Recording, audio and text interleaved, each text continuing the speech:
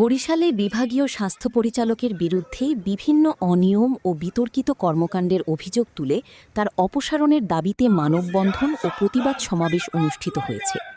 ৭ জুলাই মঙ্গলবার দুপুর ১২ ঘটিকায় নগরীর ব্রাউন কম্পাউন্ডে বরিশাল বিভাগীয় স্বাস্থ্য অফিসের সামনে এ কর্মসূচির আয়োজন করেন বরিশালের চিকিৎসক, মেডিকেল শিক্ষার্থী ও সাধারণ জনগণ। মানববন্ধনে অংশগ্রহণকারীরা ব্যানার ও বিভিন্ন স্লোগানের মাধ্যমে দাবি জানান, সদ্য নিয়োগপ্রাপ্ত ফ্যাসিস্ট সরকারের দোসর বিভাগীয় পরিচালক স্বাস্থ্য ডাক্তার মনিরুজ্জামান শাহীনকে দায়িত্বপ্রাপ্ত ব্যক্তিকে তারা আর দেখতে চান না।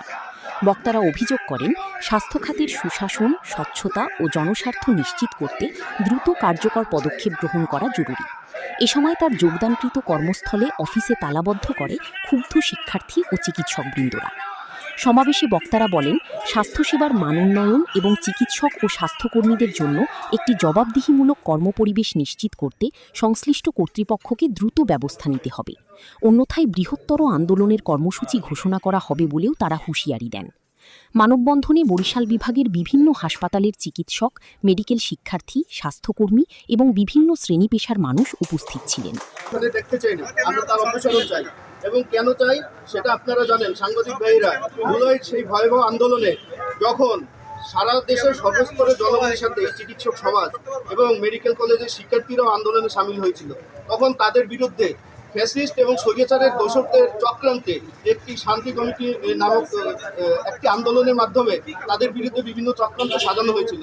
সেই শান্তি মিছিল, শান্তি সমাবেশের নামে সেই সমাবেশে যারা উপস্থিত ছিলেন তাদেরকে আমরা এখন এই নতুন বাংলাদেশে, আমরা এখন এই স্বাধীন বাংলাদেশে আমরা তাদেরকে এই পদে আমরা পদায়িত দেখতে চাই না।